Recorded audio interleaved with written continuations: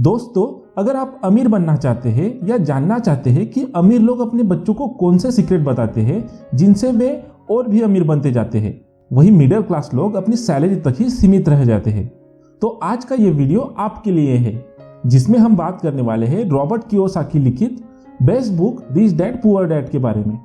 Finance को आसान भाषा में समझाने के लिए ये किताब दुनिया की सर्वश्रेष्ठ किताब मानी गई है। किताब में अमीर लोगों के बहुत से सीक्रेट बताए गए हैं जिन्हें जानकर आप भी अमीर बनने की कोशिश कर सकते हैं। दोस्तों, हम सभी को पता है कि कोई भी व्यक्ति सिर्फ पढ़ाई और नौकरी के दम पर ही गरीब और अमीर नहीं हो सकता है। इसके लिए आपको फाइनेंशियल मैनेजमेंट को समझना बहुत जरूरी है। चलिए आप सभी को इस फाइनेंस मैनेजमेंट को रॉबर्ट कियोसाकी द्वारा लिखी book rich dad poor dad की समरी से समझाते हैं, तो वीडियो को एंड तक जरूर देखना। वीडियो शुरू करने से पहले एक छोटी सी रिक्वेस्ट है, अगर आप चैनल पे पहली बार आए हैं या आपने अभी तक चैनल को सब्सक्राइब नहीं किया है तो अभी सब्सक्राइब बटन पे क्लिक कर ले। आपको यहाँ पे ऐसी वैल्यूएबल और नॉलेज से भरी वीडियोस डेली देखने को मिलती रहेंगी। तो दोस्तों, रॉबर्ट टी कियोसाकी के दो पिता हैं, जिनमें से एक अमीर और एक गरीब है। अब आप सोचेंगे दो पिता कैसे? एक उनके जन्मदाता है जो कि गरीब थे, और दूसरे पिता उनके बेस्ट फ्रेंड के पिता थे जिन्हें रॉबर्ट अपना पिता मानते थे। एक पिता जो गरीब है, बहुत ही ज्यादा पढ़े लिखे हैं, और उनके दूसरे पिता जो अमीर हैं, उन्होंने अपनी स्कूल की पढ़ाई भी पूरी नहीं की है। दोनों ने अपनी जिंदगी में बहुत कड़ी मेहनत की थी और दोनों ने अपने क्षेत्र में सक्सेस भी प्राप्त की थी, पर पैसे को लेकर उन दोनों की राय बिल्कुल अलग थी। इस किताब के 6 चैप्टर हैं जो किताब के 6 मुख्य सिद्धांतों पर आधारित है। आइए एक एक करके हर चैप्टर के बारे में डिटेल में जान लेते हैं। तो पहला चैप्टर, या हम कह सकते हैं पहला सिद्धांत है the rich don't work for money. अमीर लोग पैसे के लिए काम नहीं करते। जब रॉबर्ट 9 साल के थे तब उन्होंने अपने दोस्त माइक के पिता, जिन्हें वह अपना रिच डैड मानते हैं, उनसे पूछा कि रिच कैसे बना जाता है। रिच डैड ने कुछ बताने के बदले उन दोनों लड़कों को अपने स्टोर की सफाई पर लगा दिया और हफ्ते के सिर्फ 20 रुपए देते थे।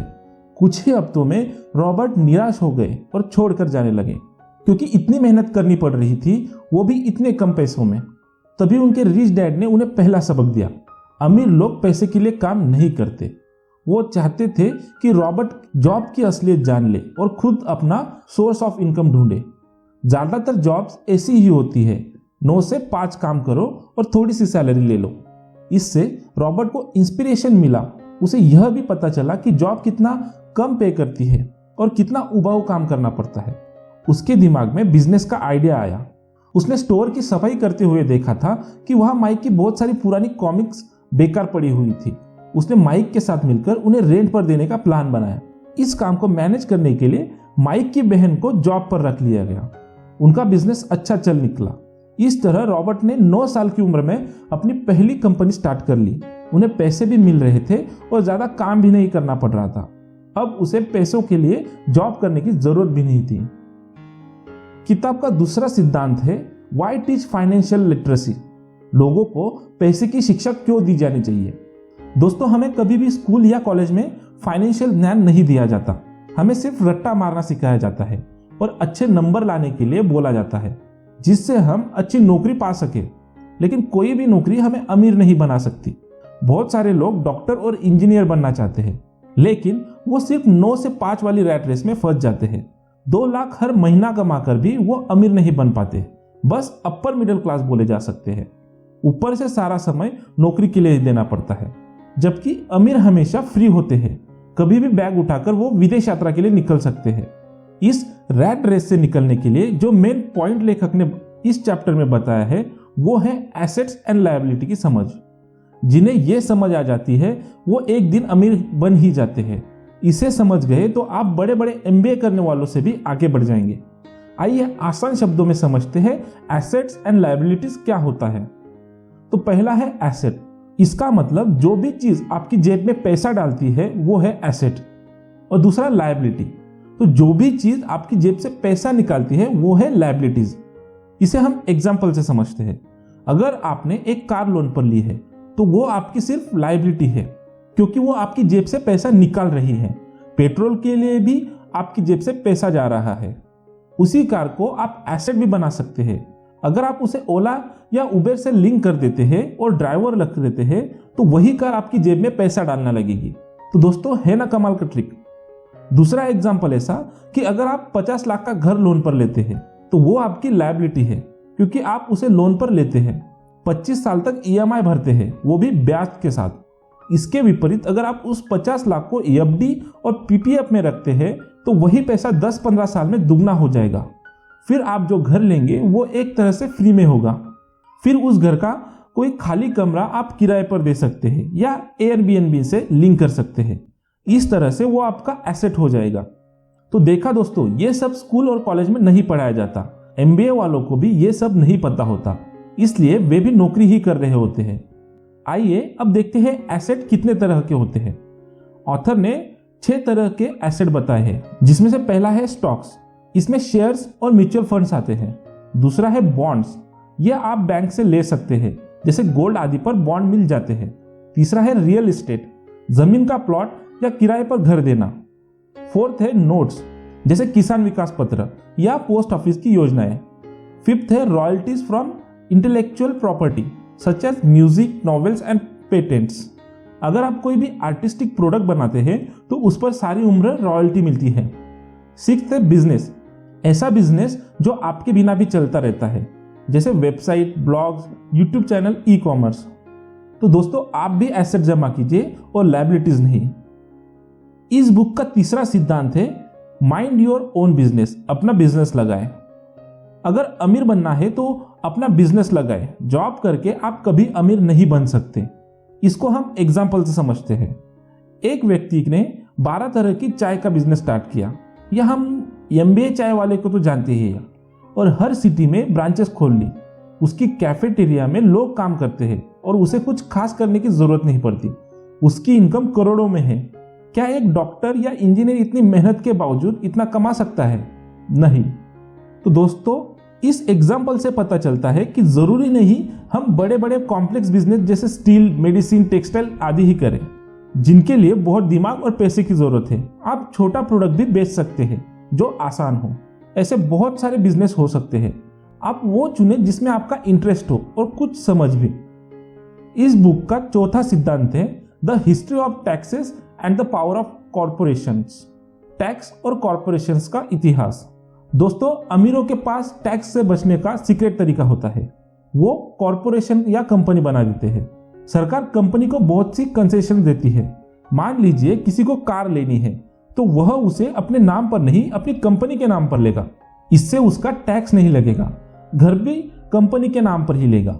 वैसे ही विदेश यात्रा पर जाना हो तो उसे कंपनी के काम की ट्रिप बताकर कंपनी के अकाउंट्स में डाल दिया जाता है। इसी तरह से अमीरों के पास बहुत से तरीके होते हैं। और फंसता कौन है? मिडिल क्लास वाले। करते रहो मेहनत और भरते रहो टैक्स। लोन की कहानी भी सबको पता होती है। कंपनी के नाम पर लोन लेते हैं और इधर उधर कर देते हैं। फर्जी कंपनी भी बना लेते हैं और जब लोन भरने की बारी आती है तो कंपनी को बैंक करप्ट घोषित कर देते हैं, क्योंकि यही कानून का लूप होल है। अगर आपकी कंपनी बैंक करप्ट हो जाती है तो इसमें आपकी कोई गलती नहीं मानी जाती। लेकिन मिडिल क्लास का कोई व्यक्ति जब हाउस लोन लेता है तो एक एक पाई चुकानी पड़ती है। अगर नहीं चुकाएंगे तो सजा दी जाती है। बुक का 5वां सिद्धांत है द रिच इन्वेंट मनी, अमीर लोग पैसे का आविष्कार करते हैं। इस चैप्टर में ऑथर ने अमीरों के सीक्रेट बताया है कि किस तरह वो पैसे का आविष्कार करते रहते हैं, मतलब पैसे से पैसा बनाते रहते हैं। आइए कुछ एग्जाम्पल देखते हैं, जिसमें से पहला एग्जाम्पल है एक अमीर व्यक्ति ने देखा कि एक बहुत पुरानी बिल्डिंग थी जिसे उसका मालिक बेचना चाहता था, लेकिन बिक नहीं रही थी क्योंकि उसके आसपास बहुत कचरा था। उस अमीर व्यक्ति ने वो बिल्डिंग बहुत ही सस्ते दाम पर खरीद ली। उसके बाद उसका रिनोवेशन किया, आसपास का कूड़ा साफ करवाया, वहां गार्डन लगवाया और फिर उसी बिल्डिंग को 5 गुना ज्यादा दाम पर बेच दिया। दूसरा एग्जाम्पल है एक फिल्म स्टार जब अमीर बन गया तो उसने और पैसा कमाना चाहा, लेकिन उसे बिजनेस करना नहीं आता था। उसने कंसल्टेंसी के लोगों को हायर किया और पूरे देश में जिम स्टार्ट करवा दिए। इससे वो और भी रिच होता गया।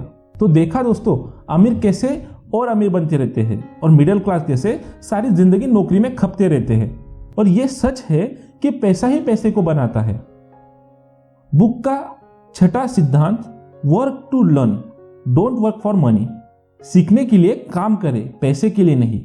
ऑथर कहते हैं कि अगर आपको बिजनेस करना है तो पहले किसी के बिजनेस में जाकर जॉब करें, वहां से पैसों की उम्मीद न रखें, बल्कि सीखें कि हर चीज कैसे की जाती है।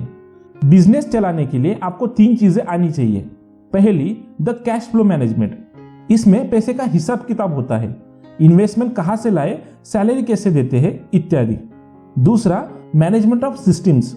इसमें अलग अलग डिपार्टमेंट को मैनेज करना सीखना होता है, जैसे प्रोडक्शन, फाइनेंस, मार्केटिंग इत्यादि। तीसरा, पीपल मैनेजमेंट। इसका मतलब है एम्प्लॉयज से कैसे डील किया जाता है, जैसे कोई भी कंपनी ओनर हर स्टाफ से डायरेक्टली बात नहीं करता है। इसके लिए हर लेवल पर एम्प्लॉयज होते हैं, जैसे डायरेक्टर, प्रोजेक्ट मैनेजर, सुपरवाइजर। आपको जानकर हैरानी होगी कि हर एमबीए को यह चीज सिखाई जाती है, लेकिन 95% दूसरों के लिए नौकरी कर रहे होते हैं, क्योंकि उन्हें थ्योरी पता होती है, प्रैक्टिकल नॉलेज नहीं।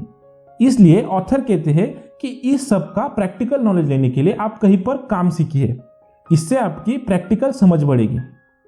तो दोस्तों, ये थी rich dad poor dad book की समरी। आपको कैसी लगी कमेंट करके जरूर बताएं। वीडियो पसंद आया तो वीडियो को लाइक एंड अपने फैमिली एंड फ्रेंड्स के साथ जरूर शेयर करें।